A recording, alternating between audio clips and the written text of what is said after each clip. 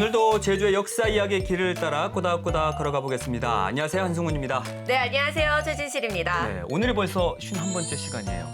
시간 좀 빠르죠? 네. 그래서 오늘은 복습하는 의미에서 제가 문제를 하나 내볼까 해요. 아, 좋아요. 300년 만의 해후. 탐라 순력도 시간이었을 것 같은데 그 당시에 이제 한라 장촉이라고 해서 우리가 지도를 봤었거든요.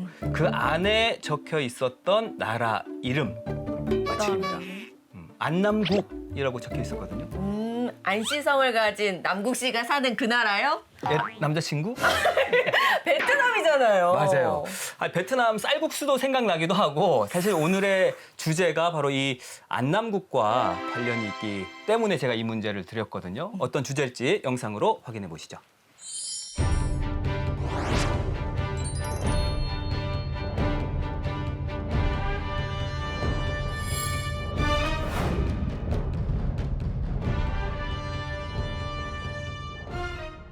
네?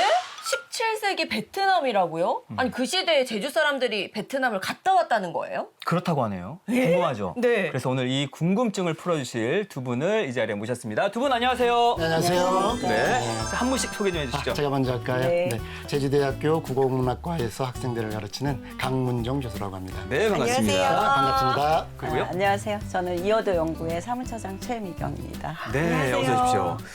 17세기면은 1600년대인데 맞습니다. 그 당시에 이렇게 베트남을 오고 갈 수 있을까? 가능성이 사실상- 있나 궁금해요. 사실상 불가능하죠. 그렇죠? 네. 어떤 사람이 어떤 계기로 다녀왔던 거예요? 우선 이제 조선의 기록에서 베트남을 직접 가본 최초의 사람은 이전보다 한 80년 먼저 갔어요. 우리가 오늘 다루실 그분보다 조한벽이라고 하는 분인데 이분은 이제 정유재란 때 일본의 포로가 돼요. 그리고 일본의 상인의 노예가 됩니다. 그래서 무역을 하면서 베트남을 자주 왕복하지요. 그 다음에 이제 좀 우리의 이제 기록에 남아 있는 분이 김대황이라고 하시는 분입니다. 이분은 진무라고 하는 벼슬을 했어요. 제주 진무. 진무는 이제 고려시대 때부터 있었지만 하급 무관에 해당해요. 그런데 이분이 왜 그러면 베트남을 갔을까요? 그러니까요. 바로 진상마를 운반하다가 가게 됩니다. 근데 제주는 섬이니까 그때는 또 바닷길밖에 없었을 것 같아요. 네. 그러니까요. 그만큼 날씨도 도와줘야 되고 맞습니다. 바닷길을 잘 알아야 할 텐데 맞습니다. 그렇죠. 그러고 보면 예전 제주 사람들이 뭐 바람의 방향이라든지 네. 물때, 물길은 잘 알았던 것 같아요. 네, 그렇죠. 제주도는 풍선을 이용을 해야 되기 때문에 제주 사람들은 방향도 잘 알고 있었고 물때, 해류 이런 거를 잘 알고 있었어요. 그래서 제주 사람들은 이런 거를 어릴 때부터 체득을 해왔기 때문에 제주 사람들의 삶의 지혜이자 생존 방식이었던 거죠. 그러니까 바다에서 놀면서 물도 좀 몇 번 먹어보고 맞아요. 네. 그러면서 몸으로 느낀 거잖아요. 맞아요. 배운 거고. 네. 근데 슬슬 또 아까 백길, 바람, 아까 물때 이야기를 하니까 좀 불안해지는데 그래서 도대체 무슨 일이 있었던 거예요? 그러니까 뭔가 또 고정 레파토리, 단골 소재가 등장하지 않을까 싶은데 맞습니다. 과연 네네. 진상길에 무슨 일이 있었던 걸까요? 자자 본전에 갈 채비하라. 풍세가 조랑 지금 바로 배 띄어 삭혀. 예예. 혼자 서두르지 않으면 그건 날도 잘못 크다. 혼자 갈라 가자. 바람이 너무 센데? 맞아요. 네. 서둘러 배에 오르는 일행들. 이때 배에 탄 사람은 총 24명, 그리고 진상할 말 3필이었습니다. 그렇게 제주를 떠난 김대왕 일행은 얼마 후 추자도 부근에 이르렀습니다. 그런데 추자도 앞바다에 다다랐을 때 갑자기 바람이 동북으로 바뀌면서 거센 풍랑이 일기 시작했습니다. 참. 보싹고딩 바닥형 경불난 게 많은. 무사고 이거. 개맥이 이거 기분이 좋지 않은디. 김대왕이라고 참. 하는 분을 잘 주목하셔야 아니나 돼요. 다를까 기잡이라고 잠시 되어 있는데 집채만한 사공으로 파도가 보시는 일어 거죠. 하늘에 닿을 듯하고 바로 앞을 분간할 수가 없으면 물론 몸을 가눌 수조차 없었죠. 옆에 이신 거 아무거라도 콱 심어 있어들. 폭풍이라. 정신들 똑바로 차리고. 타공 기 똑바로 심어게. 일행은 추자도 북쪽으로 뱃머리를 돌리려고 했지만 바람이 거꾸로 불어 제어하기가 어려웠습니다. 설상가상으로 돛대가 기울고 키가 부러져 침몰 직전까지 갔죠. 이때 타공 이덕이는 배 이곳저곳을 다니며 지프로 만든 거적인 뜸을 배꼬리에 묶어 연결하고 침몰을 막기 위해 배에 실어 있던 물건들을 모두 바다에 버립니다.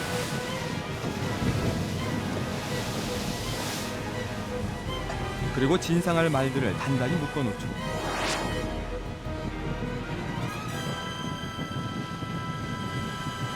이덕인의 발빠른 대처로 배는 침몰되지 않았지만 일행은 돛대도 키도 없이 폭풍의 바다 위를 표류하게 됩니다.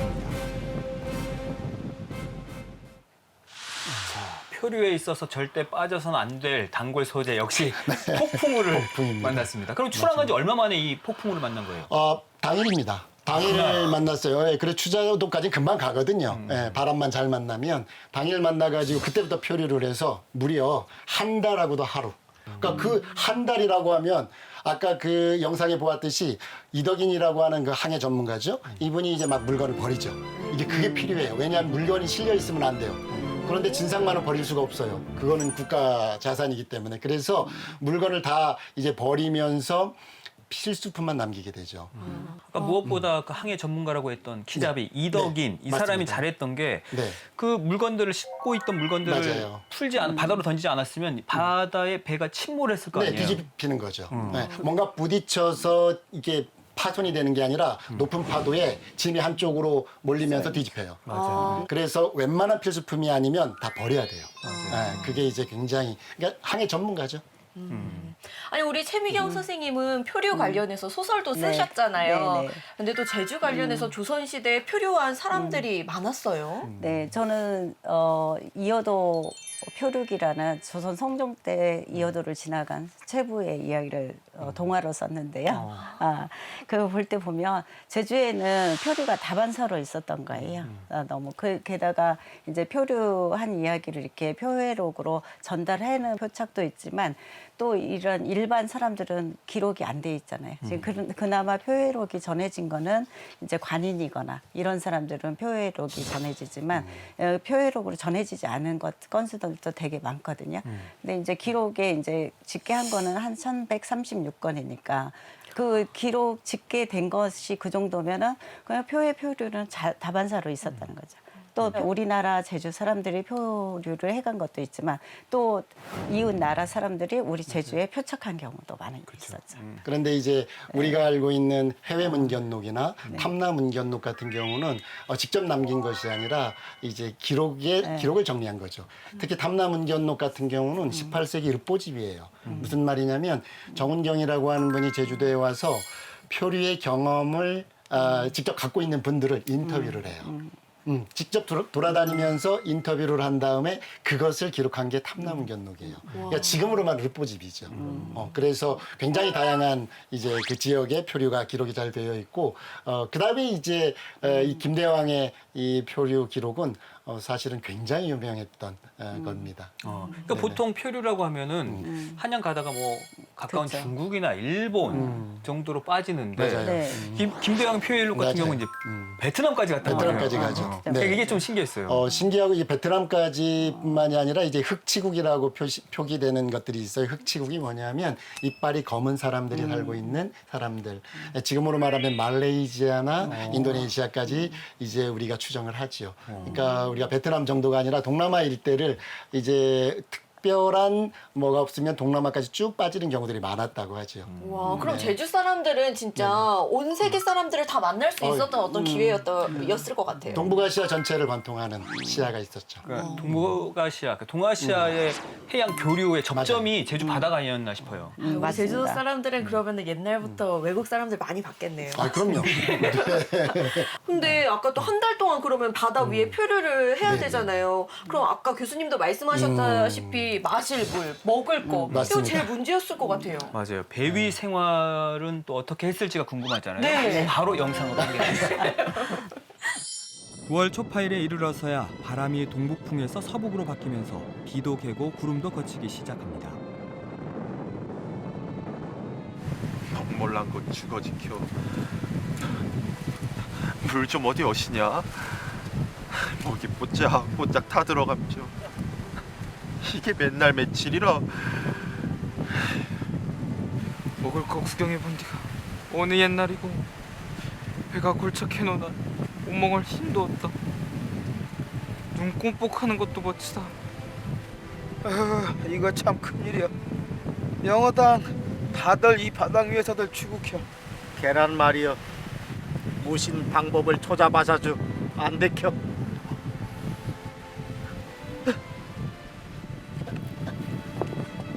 이때 이덕인이 무슨 생각에선지 바가지를 들고 가 바닷물을 퍼올립니다.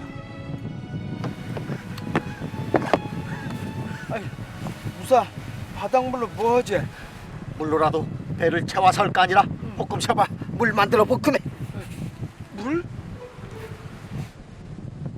이어 이덕이는 퍼올린 바닷물을 끓입니다. 이때 펄펄 끓는 바닷물에서 수증기가 생기는데요. 그 수증기를 수증기를 증발시켜서 차가운 게 딱 만나면 이슬이 맺히잖아요. 그게 똑똑똑똑 떨어지게 해가지고 그래서 물을 만드는 거예요. 자, 여기 물리시란 왕들 물들 마시오. 그렇게 해서 겨우 목을 축일 수 있게 된 김대훈. 자자, 이 대신 쏠 한 방울씩더라도 시방 목구멍으로 남겨. 개미 호끔 나실 거나. 자, 손.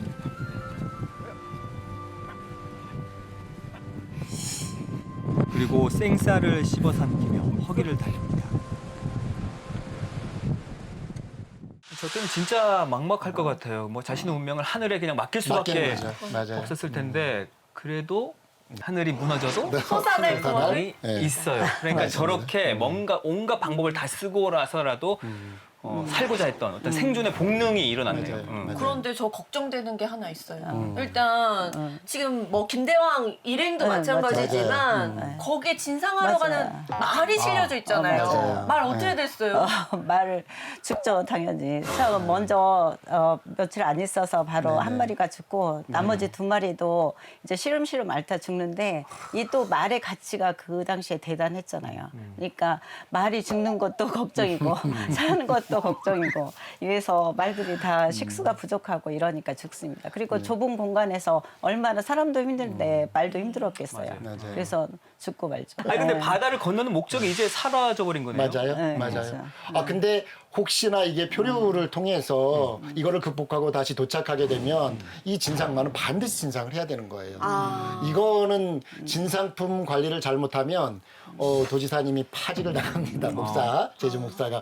왜냐하면 우리가 잘 알고 있는 이익태 목사도 파직 이유가 뭐냐면 감귤 관리를 못해서. 네, 감귤을 보냈는데 바람이 안 맞아가지고 조천에서 한 달 정도 있다가 출항을 했는데 한양에 도착한 게 다 썩어버린 거예요. 그러니까 바로 파직입니다. 와, 그러니까 이게 매우 중요한 진상품 관리는. 근데 이 일행들 어떻게든 어디로든 가야 되는데 맞아요. 아 이렇게 하다가 베트남까지 흘러가는 거 아니에요? 그래서 간 거잖아요, 맞죠? 맞아요. 그래도 간 거예요. 이리 갔다 저리 갔다 맞아요. 버티다 네. 10월 4일 새벽에 딱 이제 섬을 본 거죠. 그러면 베트남 어느 쪽에 아, 도달하나요? 그게 이제 호이안이라고 하는 데인데요. 아마 제가 알기로는 제주도에서 한 3,000km 정도가 떨어져 있을 거예요. 그런데 이제 보통 탐라술력도에는 약 한 17,000리라고 되어 있는데 이 17,000리는 보통 이제 1, 2가 400m니까 약 한 6,100에서 200km 정도로 인식을 했던 것 같아요. 근데 그거보다는 좀 가깝죠. 그런데 이제 굉장히 먼 국가로 인식을 했던 그런 국가입니다. 궁금해요, 그게. 네, 네. 아니 노도 없고 네네. 돛도 없고 네네네. 그런 상황인데 어떻게 베트남까지 갈 수 있을까? 말씀해 주신 것처럼 바람의 영향 네, 때문인가요? 그건 해류의 영향 아, 해류. 때문입니다. 맞아요. 네, 그 쿠로시오 해류라고 대만하고 오키나와를 지나는 그 해류가 있어요. 그래서 그 해류를 타고 쭉 내려가게 된 거죠. 그러니까 고대 때부터 항로로 활용되던 그런 바닷길이기 때문에 김대왕 일행도 자연스럽게 그 해류를 따라서 가지 않았나 이렇게 추측할 수 있죠. 맞아요. 그럼 아까 그 키잡이였던 이덕인 이분이 네. 그걸 또 알았었을까요? 대부분 알았을 겁니다. 그리고 보통 항해 전문가들은 낮에는 이제 해의 어떤 모양, 이렇게 이동 방향에 따라서 방향을 파악하고 밤에는 북극섬을 중심으로 해가지고 별자리를 가지고 방향을 잡습니다. 그러니까 분명히 왔다 갔다 하지만 남쪽으로 계속 가고 있다라고 하는 사실은 인지했을 거예요. 네. 자, 그럼 당시 상황이 어땠을지 이야기 제주사 재현 영상으로 확인해 볼게요. 어디론가 흘러가고 있던 그때 섬이다. 저 어디 섬이 보였어. 어디? 어디? 섬이다! 섬이다! 어떤 저들의 배를 붙여 살 건디. 이거 원 배를 붙이젠도 누가 이시까 기가 이시까 어떤 어영배를 댈 거라. 바로 그때 섬 주변에 있던 배들이 모여들어 김대황이 타고 있는 배를 애워쌌습니다. 그런데 그들이 하는 말은 시끄럽기만 하고 도무지 알아들을 수가 없었습니다. 맨발에다 바지는 입지 않고 기단에 구멍을 내 길게 된 통옷을 입고 있었죠. 아무리 해도 말이 통하지 않자 김대황은 재빨리 문자로 대화를 청합니다. 우리들은 조선국 사람들입니다. 장사를 하러 배를 타고 나왔다가 큰 바람을 만나 표류하다가 여기까지 왔는데 이곳이 어딘지 도통 모르겠소. 이에 답하기를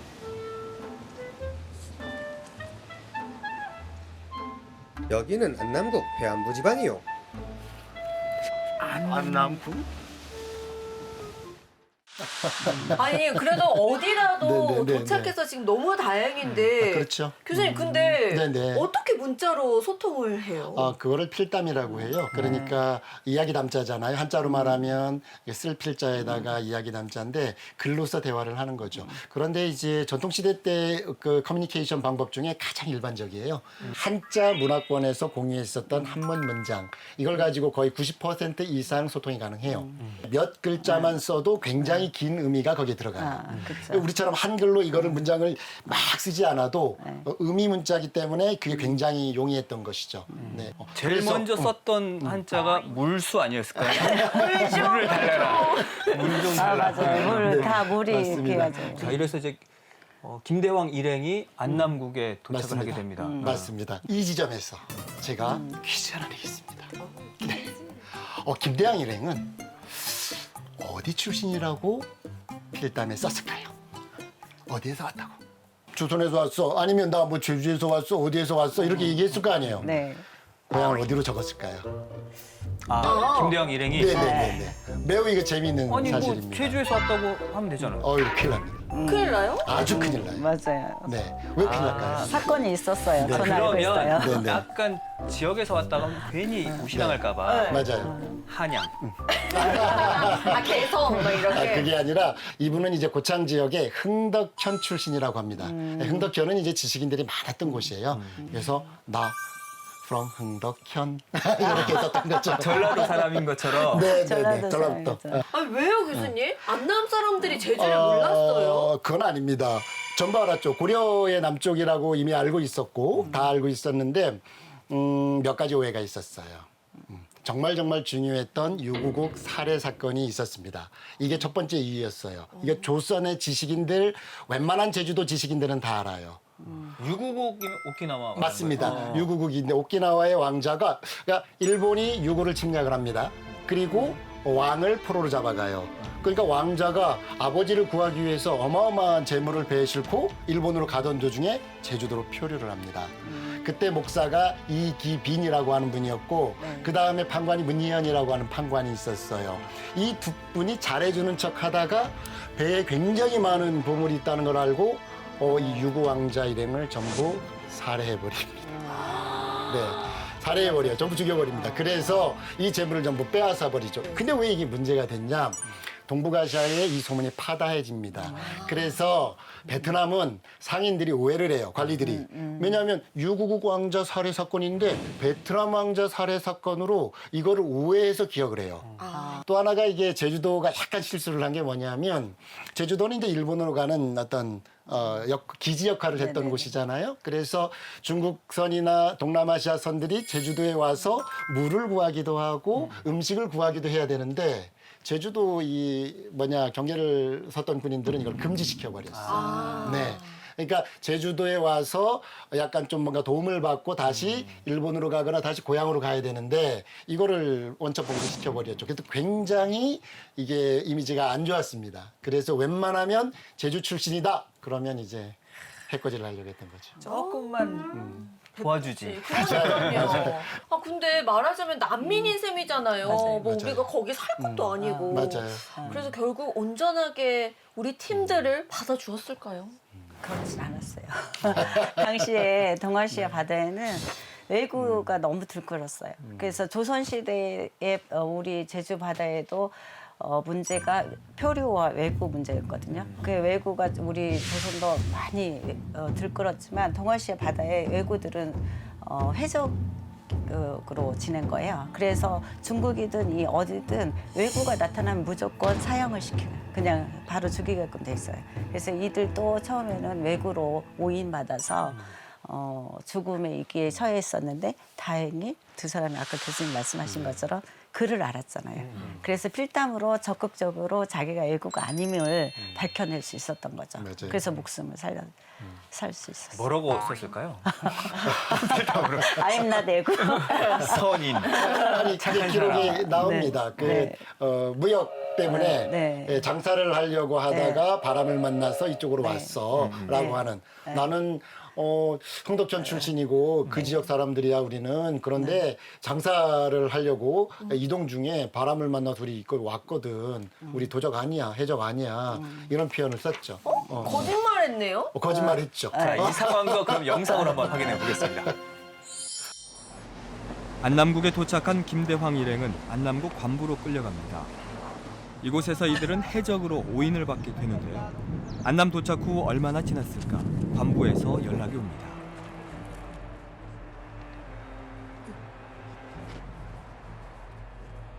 우리는 승상의 명을 받들었는데 당장 군대 위험을 갖춰 간첩인 너희 도적들의 목을 베겠다.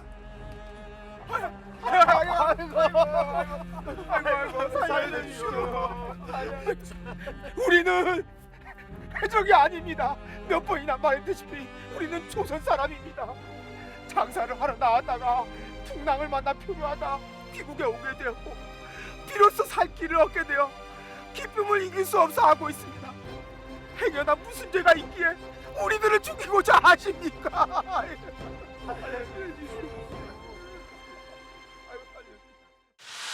살기 위해서 어쩔 수 없이 맞습니다. 바다로 장사를 하러 떠났다가 표류를 할 수밖에 맞아요. 없었다라고 만나서 거짓말을 여기까지. 했어요. 네, 맞아요. 아, 네. 그다음 어떻게 됐어요? 죽였어요? 아니죠. 이제 신문 과정을 거칩니다. 외국인이 표류를 하게 되고 표착을 하게 되면 반드시 관에서 관리를 하고 리스트를 작성을 합니다. 뭐 명수까지 전부 다. 이거는 이제 국가 간에 지금처럼 협약은 체결되어 있지 않았지만 대부분 다 협조하는 사항이었어요. 조사를 하죠. 조사를 해서 그 김대황 일행이 쓴 그 필담의 내용을 전적으로 신뢰를 합니다. 그런데 여전히 의심했던 관리들이 있었어요. 그분들이 이제 아까 승상의 명령을 받아서 죽이려고 이제 왔던 사람들처럼 그래도 해코지를 하려고 해요. 그런데 이제 갑자기 이거 진짜 영화 같은 이야기예요. 굉장히 아름다운 여인이 딱 등장합니다. 네, 아름다운 여인이 등장해서 손짓으로 막 이제 제지를 시켜요. 그리고 나니까 관리들이 싹 돌아가요. 그러니까 기록에 따르면 이분은 승상의 부인이거나 혹은 관리의 부인으로 추정을 하죠. 그래서 이 부인의 도움으로 이제 구출이 되고 그 다음부터는 이제 위협을 받지 않습니다. 베트남 여인이에요? 네. 그렇습니다. 그래서 표류했던 조선인들을 그대로 다시 일본 사신들과 같이 이제 경도로 올라갑니다. 그리고 심지어 왕을 만납니다. 네. 어디요? 안남국의 왕을. 안남국의 왕. 만나죠. 아니 안남국의 왕을 만났다고 맞습니다. 하니까 또 신기한데 아니 그게 일반인들이 쉽게 만날 수 있는 분이 아니잖아요. 맞습니다. 쉽게 왕을 접하지는 못하죠. 그래도 이제 접견을 하게 됩니다. 제가 예전에 그 베트남 과거의 모습을 좀 네네. 사진을 보면 막 사람들이 머리를 다 막 풀어헤쳐 맞아요. 있고 막 여기는 머리 그렇게 헤쳐서. 나와 있더라고요. 그때 그 왕도 아마 네, 그랬을 것 맞아요. 같아요. 머리 풀어 헤쳐서 이렇게 길게 늘어뜨리고 하나의 선으로 비단 옷은 입었지만 그렇게 하니까 이 우리나라 복식과는 완전히 다르잖아요. 그러니까 아주 독특하게 생각을 했던 거죠. 탐남운견록, 정은경의 탐남운견록에서 이 부분을 인터뷰했던 분이 고상영이라고 하는 분인데 이 고상영이라고 하는 분은 당시 김대황 일행과 표류할 때는 17살이었어요. 그래서 공부하러 올라가다가 이제 표류를 만난 거거든요. 그러니까 바람을 만난 거거든요. 근데 이분이 정은경이라고 하는 사람이 만났을 때 44세였어요. 그래서 그때 기록을 가지고 이제 인터뷰를 한 거죠. 그때 이제 뭐라고 말을 하냐면 내가 가봤더니 거기가 우리는 이제 복식에 따라 신분이 나눠지는데 거기는 신분의 차이가 복식에 안 보여. 뭐 이런 표현들이 등장하고요. 그 다음에 여자가 귀하고 남자가 별로 천해. 뿐만 아니라 여기는 남자의 수보다 여자의 수가 좀 많아. 저희 제주도하고 매우 유사하죠. 네. 그런 내용을 보게 되면 굉장히 이국적인 풍경과 더불어서 일반 풍습이 참 재밌어 했던 것 같아요. 그래서 신기하고 그러니까 김대왕도 좀 더 네, 자세하게 맞아요. 그걸 기록했던 것 맞아요, 같아요. 맞아요. 네, 대신 네, 네. 신문의 차이를 모자로 구분을 했다고 합니다. 말총으로 만든 맞아요. 모자를 쓴 분들은 이제 귀족들이죠. 저기 귀족층이고 그렇게 이제 장신구로 좀 했던 것 같아요. 그러니까 아까 의복 말씀하셨는데 베트남의 그 전통 의상이 아오자이잖아요. 네, 네. 근데 그때부터 입었던 거 아닌가라는 생각이 들면서 일반인들도 좀 비슷하게 입었을까요? 그러니까 일반인도 똑같이 이제 그 옷의 형태는 똑같았고 이제 대신 이제 천이 좀 달랐을 수도 있죠. 뭐 비단 옷이나 뭐 이런 일반 천이나 이렇게 무명이나 이런 게 달랐을 수도 있는데 이제 신분의 차이를 옷의 형태로 구분할 수 없었다. 대신에 이제 뭐 말총으로 된 모자를 쓴다든가 장신구를 한다든가 뭐 코끼리 뿔로 뭐를 한다든가 이런 식의 장신구로 표현을 했던 것 같아요. 네네. 그러면 이때 본 또 안남국의 풍경은 어떤 모습일까요? 이 쌀을 2번 생산할 수 있었다라는 것이 너무너무 신기했던 거예요. 그럼 왜 그러냐면 조선은 쌀이 화폐였거든요. 네, 대동법 시행 이후에 네. 화폐였어요. 돈이었어요, 쌀이. 근데 잘라서 있으면 또 나서 잘라서 있으면 또 나. 이거는 상상을 초월하는 겁니다. 그래서 고상영이라고 하는 분은 굉장히 풍요롭다. 그런 표현을 많이 여유가 있다. 이런 표현을 많이 쓰지요. 맛은 못 봤나요? 맛은 좀 난리는데. 말라먹이잖아요. 그 다음에 재밌게 봤던 풍습 중에 하나가 양잠. 비단을 짜는 그 양잠을 1년에 8번을 하더라는 거예요. 이것도 상상을 초월하는 겁니다. 조선의 입장에선. 그러니까 의식주가 해결이 된다는 거잖아요. 그쵸. 옷에 관련된 게 풍요로웠고 먹는 것이 풍요로웠기 때문에 그 다음에 지천에 과일들이 깔려요. 그러니까 너무너무 여유롭고 행복한 나라로 인식을 했습니다. 더 이국적으로 묘사가 됐던 것들은 경관입니다. 경관. 그리고 동물들입니다. 동식물들. 식물들도 굉장히 많이 묘사가 되었지만 탐나무견록 고상영의 가장 관심은 뭐였을까요? 자, 그럼 김대왕 일왕이 안남국에서 실제로 어떤 것들을 보고 어떤 반응을 보였을지 관련 영상으로 확인해 보겠습니다. 안남국의 표류회에 있는 동안 이것저것 구경을 하게 된 김대황 일행. 야, 희한한 동물들도 하나. 저 무시고 아이고 저건 무슨 몸뚱아리가 집채만이 난 게 몇 개라. 가는 곳곳마다에는 제주에서는 구경도 못 해본 것들 천지였습니다. 야, 무슨 염원디가 신고? 정말로 희한하네. 그렇게 4-5달이 지났습니다. 아, 이 여객 죽음을 못 당할 끼라. 오래 있었네. 고향집에 가봐야 될 거 아니라. 일어나봐. 그 사이 일행 중 3사람이 시름시름 앓다가 목숨을 잃고 말았는데요. 여객 계속 일이 땅은 우리 몬딱 고향집이도 가보지 못하여 죽을겨. 무슨 방도가 있어사주. 상황이 이렇게 되자 김대황은 표류해 고향으로 돌아갈 수 없는 자신들의 슬픈 심정을 글로 적어 국왕에게 올립니다. 저희들이 망망대해에서 풍랑을 만나 길을 잃고 표류한 지 언 수개월이 지나고 있습니다. 이역만리 서른 땅에서 지내다니 몸은 병든 자와 진배 없는데 거기에다 고향을 그리는 마음이 온 가슴을 후벼파고 있으니 더 이상 견딜 수가 없습니다. 이런 저희를 가엾이 여기시어 부디 고향으로 돌아갈 수 있도록 선처해 주시옵소서. 이런 김대황 일행의 사연을 들은 안남국 왕은 일본 상선에게 가서 뱃삭을 내어주고 조선으로 돌아갈 수 있도록 배려를 해줍니다. 답장까지 해준단 말이에요. 희한하네. 네. 이 베트남 지역의 코끼리는요. 농경의 인프라이기도 하지만 군사무기입니다. 네, 전쟁에서 무기로 활용했던 거기 때문에 코끼리에 대한 보호나 그다음에 대우는 상당히 좋았어요. 그런 것들이 신기하죠. 네, 조선인이 보기에 얼마나 신기했겠어요. 뭐 공작새의 아름다움도 있었고 원숭이 같은 경우는 이제 고양이 정도 크기로 인식을 하고 원숭이는 이제 목에 이게 목줄을 해가지고 집집마다 이렇게 길렀거든요. 베트남의 당시 풍습은 그런 모습도 너무 이제 경이롭게 보였던 거죠. 아니 드디어 고향으로 돌아갈 수 있는 거예요? 이 일본 상인들을 통해서요? 맞습니다. 국제해양법처럼 당시에도 그 동아시아 그 나라들끼리 분물로 해양법 같은 게 있었어요. 그래서 이 표류하거나 표착한 사람들에 대해서 돌아갈 수 있게 도와주는 그런 일이 있었어요. 조선엔 또 우리 바다로 우리도 먹고 살기 힘든데 다른 나라 사람들 우리 표류해서 우리 제주도에 표착하면 그들을 어떻게 대접해서 보낼까 이런 게 큰 문제가 될 정도로 동아시아 국가들 간에 그 암묵적인 그런 관례처럼 되어 있었어요. 우리가 도와주면 상대도 도와주고 서로 그런 게 있어야 되는데 일본은 그걸 지키지 잘 않았던 거예요. 그래서 일본에 대해서는 무조건 중국에 표류했을 때도 일본 해적인가 아닌가를 먼저 가리는 게 있었는데 여기도 일본 상선은 거절해요. 그치 거절하죠. 그럴 줄 알았어요. 나는 일본 상인을 통해서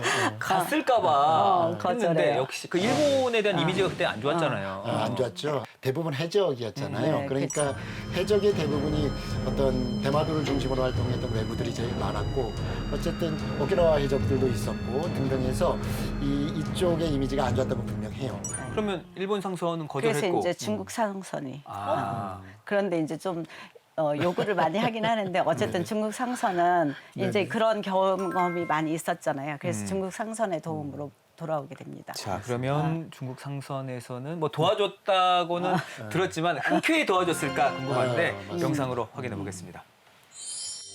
얼마 후 또다시 안남국 왕의 배려로 김대왕 일행은 안남을 거쳐가는 중국 상선에 몸을 실을 수가 있었습니다. 우리 배는 이 길로 곧바로 당신들의 고향인 조선으로 향할 것이요. 대신 뱃삭으로 쌀 600포를 조선에 도착하면 상환하겠다는 약조를 해줘야겠어. 그러면 지금이라도 당장 배를 띄우리다. 쌀 600포? 아이고야, 영한 쌀을 어디가 구할 거라? 아유, 공에도 우선 살아봐사주. 고향에 가사주. 감히는 무신수가 있을 테주. 아이고, 고맙습니다. 고맙습니다. 와, 네. 빨리 돌아가야 된다는 이 맞아요. 마음 때문에 제가 다 조마조마한데요. 아니, 그래서 중국 상선을 일단 탄 거죠, 타기는. 아니 근데 왜 안남국에 이렇게 중국 상선이나 일본 상선이 있었어요? 아, 그거는 뭐 굉장히 베트남 지역이 이 무역이 활발했던 곳이에요. 이 무역을 전통시대 무역을 안 했던 나라는 조선밖에 없었어요. 네, 네. 예, 조선은 이제 국가가 무역을 독점했던 곳이고 사사로운 무역은 이제 허가 자체가 안 됐거든요. 그런데 베트남이라든지 혹은 유구라든지 그다음에 일본 굉장히 무역이 활발했고 중국 마찬가지예요. 어떤 기지 역할을 했던 곳이죠. 심지어는 이제 배가 이제 폭풍을 만났거나 또는 물이 떨어졌거나 음식이 필요할 때 잠깐 이제 도움을 받는 곳으로도 많이 이용을 했던 곳이 베트남이. 아까 김대왕 일행 중에 아까 24명 중에 3명이 풍토병으로 죽고 이제 네네. 21명이 그렇죠. 남은 거잖아요. 맞습니다. 이제 돌아가야 되는데 또 폭풍우를 만나면 어쩔까? 해적을 만나면 어쩔까? 좀 걱정이 되는데. 갈 때 올 때 다 만나면 진짜 운이 없는 거예요. 근데 정말 운이 없었나 봐요. 돌아오는 길도 만만치 않아요. 만만치 폭풍도 않죠. 많고 또 해적도 만나고 이런 거를 다 겪어요. 그래서 이들이 이제 중국 근처에서도 해적을 만나서 며칠 동안 발도 묶이고 또 폭풍도 또 다시 만나요. 그래서 또 배 안에 또 식량이 부족하니까 이제 표현을 쥐들과 식량을 다투어 먹었다 이렇게 표현을 쓰거든요. 그러니까 얼마나 비참했겠어요. 그런데 이때 이 송환 절차를 담당했던 사람은 민간업자입니다. 그러니까 공무원들이 아니고 민간업자였고 그 민간업자 중에 대표는 선주였어요. 진건이라고 하는 인물인데 이 사람은 배를 가지고 무역을 하는 선주입니다. 그러니까 애누리가 없어요, 이 사람들은. 네. 그 다음에 이제 주한원이라고 하는 두 사람이 중심이 되어서 이송을 하는데 주한원이라고 하는 사람은 뭐냐면 뭐라고 표기가 되냐면 재부라고 표현해요. 재부. 재물제자에 부자. 그러니까 굉장히 여유 있는 사람이었을 것 같아요. 그러니까 펀드를 조성했던 사람 같아요. 그러니까 선주와 이제 그 펀드 매니저가 합쳐서 무역을 했던 이 민간업자였습니다. 그러니까 얼마나 좋은 기획이었어요. 잘못 걸렸네요, 여기. 잘못 걸렸죠. 당연히 이런 조건을 붙였을 겁니다. 그것도 과한 조건을. 맞습니다. 그러면 어떻게 귀국을 했을까요? 김대황 일행의 표류 사정을 들은 중국 온주부에서는 해적으로부터 보호받을 수 있도록 호위선을 붙여줍니다. 그리고 이후 영파부와 상산현, 석파위, 고원산 등을 거치며 고향 제주를 향한 항해를 계속하게 됩니다.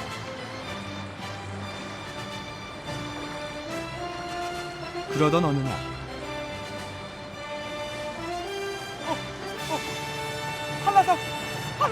한라산이다. 우리 고향이신 한라산이다. 아이고 이제 우리 사라지네. 아이고. 아, 얼마나 기뻤을까요? 지금 정확히 얼마 만에 다시 온 거예요? 16개월입니다. 1년 4개월. 1년 4개월. 근데 문제는 하나 남아 있습니다. 바로 송환료. 화끈하게 쌀 화끈하게. 600푸대를 달라 했거든요. 그분은 자기의 기억으로 본인들이 요구를 했다고 해요. 그러니까 우리가 1인당 30포씩 송환료를 줄 테니까 데려다줘. 네, 그래서 21명이지만 20명으로 쳐줄게. 그래서 탐남 경독엔 그렇게 납니다. 조선 입장에서 쌀 600, 만약에 마대다 또는 600 그거다 그러면 이거는 어마어마한 돈입니다.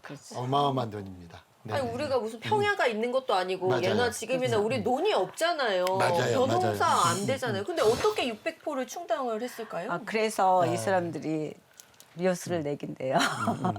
쌀이 힘들 거를 아니까 쌀 대신 제주에서 나는 특산품을 요구를 해요. 여기서 제가 퀴즈 하나 낼까요? 퀴즈요? 쌀이 아니고 특산품이었는데 이 특산품이 무엇이었을까요? 이들이 요구한 특산품이. 특산품이면 귤? 귤? 금방 제가 써먹는 건데. 힌트 하나 줄게요. 힌트 들으면 한라산에 눈이 쌓일 때 제일 맛있대요. 이게. 돼지고기 말고 해산물. 아, 해산물 해산물. 중에 예, 제가 많이 드렸어요. 해산물 여기까지 했으니까. 한라산에 눈이 내릴 때 가장 맛있는 거 저는 전복. 전복은요 한라산에 비가 왔을 때도 맛있고 해가 쨍쨍할 때도 맛있거든요. 전복. 전복. 아니 근데 그때 당시에 그 혹시 제주에 굴이 났어요? 눈이 오면 원래 굴이 맛있잖아요. 제주에서 굴이 난다고? 그건 처음 들어봤는데요. 아니면 뭐 톳, 미역. 이 정도에서 말씀드릴까요? 아니 우리 저는 교수님 알죠? 아세요? 해삼이었어요. 해삼. 해삼? 해삼이었고 여기서 이제 맨 처음에 요구한 건 해삼이었고요. 그다음에 이제 그 어포라고 해서 말린 전복 이런 거를 요구를 했죠. 그런데 이제 특이한 건 해삼이었어요. 처음에 제주 해삼으로 달라고 했고 그 이제 포어라고 해서 말린 고기. 그러니까 제주에는 말린 고기가 되게 잘 했었다고 해요. 탐나 시대부터 무역을 할 때도 우리가 전복을 말려서 하고 근데 그거를 알았던가 보죠. 그래서 말린 고기와 해삼을 달라고 했대요. 아 옛날에 전복 말려가지고 그렇죠. 임금님한테 진상했다고 했잖아요. 맞습니다. 신상품이었습니다. 쌀 600포 정도가 되려면 전복, 뭐 해삼, 포를 어느 정도 줘야 되고요? 그걸로 다 될 수가 없어서 이제 우리 정부에서 약속을 지키기 위해서 은으로 또 나머지는 채워서 줘요. 그게 이제 2,556냥을 주는데 굉장히 큰 거죠. 그러니까 은자로 나머지는 갚아서 드립니다. 2,556냥이면 어느 정도 같이? 그거는요. 제가 한번 설명을 드릴게요. 요거보다 한 200년 후에 18세기 물가를 기준으로 만약에 판단을 해보면 기와집 한 칸이 100냥입니다. 그러니까 2,556냥의 만약에 화폐 가치라고 한다라고 하면 지금으로 말하면요. 한 강북에 괜찮은 집 25채. 진짜요? 네, 그래도 네네. 이제 대단했던 게 어마어마하죠. 우리나라는 어쨌든 약속한 거니 이걸 이제 이 갚아야죠. 제주 목사로도 해결이 안 돼서 임금께 말씀을 드리거든요. 그러면 이건 약속을 한 거니 약속을 지켜라 이렇게 해서 그거를 할 수 있었던 것 맞습니다. 같아요. 개인이 무역이라든지 혹은 어떤 뭐 이동 때문에 생긴 사고가 아니라 그렇죠. 진상말을 운반하다가 생긴 사고거든요. 그래서 이거는 일정 정도 정부에서 책임을 졌을 거예요. 아니 어떻게 그리고 이거는 되겠어요? 공무집행이에요. 공무집행인데. 그러니까 이거는 아니 왕실 네. 진상품을 가지고 하다가 바람을 만난 건데 이거는 정부에서 책임을 져야죠. 그렇죠. 자, 어쨌든 우여곡절 끝에 맞아요. 1년 네. 4개월 만에 맞습니다. 제주로 돌아왔습니다. 맞습니다. 그러니까 김대황의 표일록이나 다른 이들의 표류를 통해서 또 얻을 수 있는 것들이 많을 것 같아요. 굉장히 많았습니다. 특히 김대왕의 표해일록은 굉장히 그 동아시아의 아주 핵심적인 터닝 포인트를 제공해요. 이건 뭐냐면 청나라로 이렇게 표류해서 표착한 사람들을 송환하는 절차를 아예 바꿀 정도로 큰 충격을 줬던 사건입니다.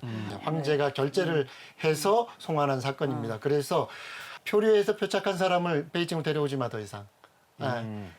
현장에서 배로 온 사람은 배로 돌려보내. 라고 하는 조례가 제정이 돼요. 그 사례가 이 사건에 의해서 만들어진 사례입니다. 18세기로 넘어오면서 동아시아 전체에 굉장히 큰 어떤 송환 절차에 중심이 되는 어떤 영향을 주기도 하죠.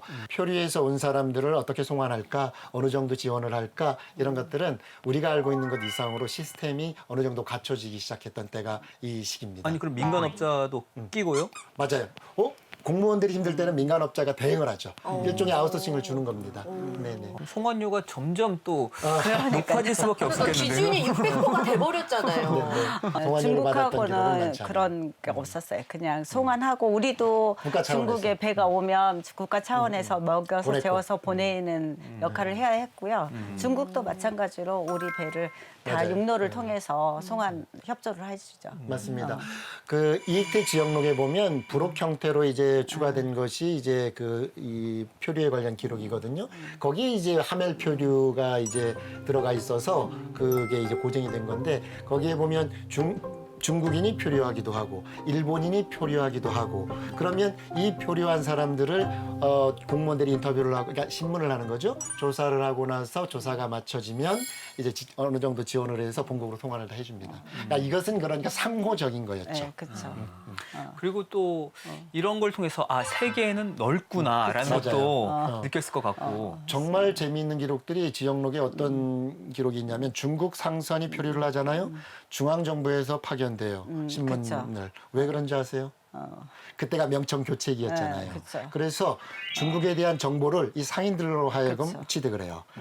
남쪽으로 쫓겨난 명나라가 혹시 부흥할 기미가 보이는가? 그렇죠. 왜냐하면 우리는 명나라를 추종해야 됐던 국가였기 때문에 그리고 청나라의 세력이 어느 정도였는가라고 하는 정보 출처에 그 활용을 합니다. 그래서 굉장히 그 표류인들을 신문하는 것이 중요했어요. 그렇죠. 제주도 입장에서도 그게 굉장히 중요한 자산이었죠. 최부의 표회록도 그래서 성종 임금이 맞아요. 이 사람이 아버지상을 당했는데도 불구하고 그 사람을 한양에서 궁궐에서 써서 내라고 해요. 그래서 그 일기체 형식으로 글을 써서 내거든요. 그래서 저는 표회록 중에 가장 문학성이 있고 이런 건 최부의 표회록이라고 생각하는데 그런 것처럼 표류를 통해서 중국 문화를 알게 된 거죠. 최부 같은 경우는 네. 표류를 하고 나서 중국 네. 대륙을 관통해서 올라와요. 네, 그러니까 중국 대륙을 관통해서 올라오다 보니까 중국의 문물이라든가 정보를 굉장히 많이 기억하고 있었죠. 이 직접 우리가 갈 수 없었던 시대에 그 지역의 그쵸. 정보는 매우 중요해요.